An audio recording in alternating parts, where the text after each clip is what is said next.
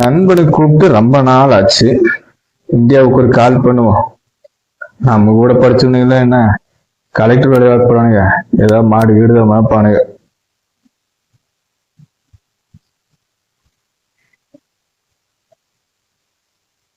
மாடு மேய்க்கிறாங்களா எருமை மேய்க்கிறானுங்களா? யாரு அட்டேங்கப்பா, அமெரிக்காவில இருந்து இத்தனை நாளைக்கு அப்புறம் கூப்பிடுறான்டா நண்பன்.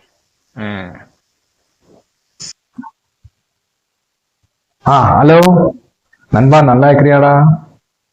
நண்பா சொல்லுடா, நல்லா இருக்கியா? எப்படி போகுது லைஃப் எல்லாம்? இத்தனை நாள் ஆச்சு போன் பண்றதுக்கு. எப்படா அமெரிக்காவில எப்படி வேலை, என்ன சம்பளம்? நான் நல்லா இருக்கிறேன் நண்பா, நீ நல்லா இருக்கிறியா? வேலையெல்லாம் ஒன்றும் பிரச்சனை இல்ல, ரொம்ப ஈஸியான வேலை, ஒரு பிரச்சனை இல்லை. நம்ம அந்த மாதிரி ஜம்முன்னு வேலை பார்க்குறோம், அதனால ஓனருக்கு ரொம்ப பிடிச்சி போச்சு. படீர்னு இருக்கும் நம்ம செய்யற வேலை. அதனால இப்போ மாசம் 10 லட்ச ரூபா வருமானம் வருது. மாசம் மாசம் அப்புறம் அப்படியே இன்க்ரீஸ் பண்ணிட்டே போவாங்க, ஒன்றும் பிரச்சனை இல்லை நண்பா. நம்மலாம் படிக்கும்போது பேசுனது, அதுக்கப்புறம் இத்தனை வருஷம் கழிஞ்சு இப்பதான் உனக்கு என்ற ஞாபகம் வந்தாடா. பரவாயில்லடா மாப்பிள்ள, ஏதோ அமெரிக்காவில் செட்டில் ஆயிட்ட. எப்படியோ எவ்வளவு? பரவாயில்ல, நல்லா இருப்பேன். 10 லட்ச ரூபாங்கிறது சர்வ சாதாரணமா சம்பாதிக்கிறேன் இல்லையா மாசத்துக்கு? நண்பா, அப்புறம் நீ என்ன ஒர்க் பண்ற, எவ்வளவு சம்பளம்?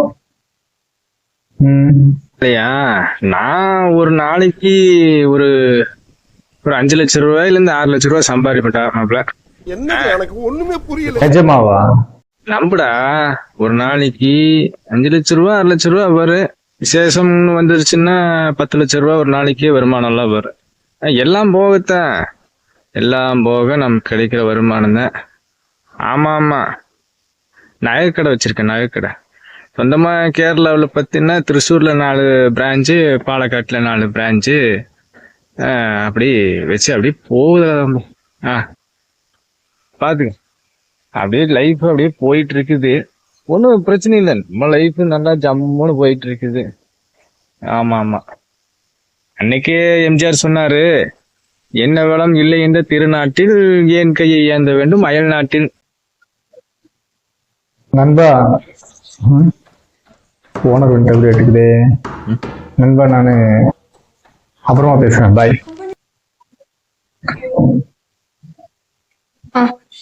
ஆள் இல்லைன்னு உனக்கு போன் வச்சுட்டு சரியா போச்சா? இடித்த சம்பளம் கிடையாது, ஒழுங்கா போய் வேலையை போய். மரம் ஏற வேலையை விட்டு அங்கடா போன்ல நாயம் வேண்டி எடுக்குது. எப்படி இருக்குது உடம்புக்கு? மரம் ஏறல ஏதாவது கஞ்சி கிஞ்சி குடிக்கலான்னு இருக்குதா, இல்ல வீட்டுக்கு போலான்னு நினைப்பு இருக்குதா? நான் ஒண்ணும் இல்லைங்கண்ணா, ஃப்ரெண்டு கூட பேசிட்டு இதாங்க மரத்தை ஏறிட்டு இருக்கேன்னு. இந்த ஏறணுங்க, எங்காவது முடி கிடிக்கி விட்டுறாதீங்க, இருக்கிற கஞ்சிலி மண்ணை போட்டுறாதீங்க. தாங்க இப்ப ஏறுங்கண்ணா, சும்மா தமாசு பேசிட்டு இருந்தேனுங்க. வைக்கிறனுங்க, வச்சிருங்க. அங்கிட்ட எல்லாம் திட்டு வாங்குறதுக்கு சிவனேன்னு ஏன் இந்த மழையிலையும் வெயிலையும் இவ்வளவு கஷ்டப்படுவானே? நம்ம நண்பன் தான் மாசம் 10 லட்ச ரூபா அமெரிக்காவுல நல்லா செட்டில் ஆயிட்டானே. சிவனேன்னு அவங்கிட்ட போய் எப்படியாவது ஜாயின் பண்ணிடுவோம். நம்ம நகைக்கடைன்னு பில்ட்ட போட்டுட்டோம். அது பரவாயில்ல, சும்மா காமெடி பண்ணான்னு சொல்லிட்டு ஜாயின் பண்ணிட வேண்டியதுதான். ஏதாவது அவன் கூட ஹெல்ப்பரா கூட இருந்துட்டு போலாம். மாசம் 1 லட்ச ரூபாய் கிடைக்கும். இங்க ஒரு 10,000 20,000 இந்த பாடு வர்றதுக்கு இதுக்கு இவ்வளவு பில்ட்ட போட்டு மானக்கேடு. சிவனேன்னு அவன்கிட்ட போய் ஜாயின் ஆயிக்கலாமா? என்ன பண்றது, சுயமரியாதைங்கிறது கொஞ்சம் இடிக்கத்தான் செய்யுது. கொஞ்சத்தை புழுகா புழுகணும், கொஞ்சத்தை உருட்டுனாப்லையும். சரி பாப்போம். ஃப்ரெண்டு கிட்ட பேசிட்டு இருந்தேன், ஒரு 5 நிமிஷத்துல கிளியரா பண்ணி கொடுத்துறேன் சார், ஒர்க் முடிச்சு கொடுத்துறேன். ஓகே.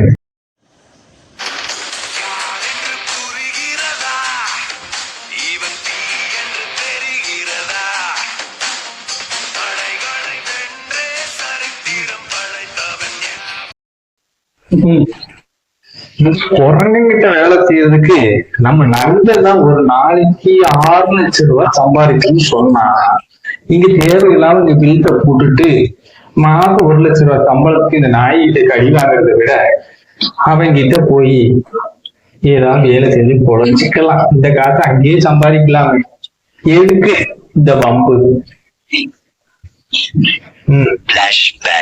படீர்னு இருக்கும் நம்ம செய்யற வேலை.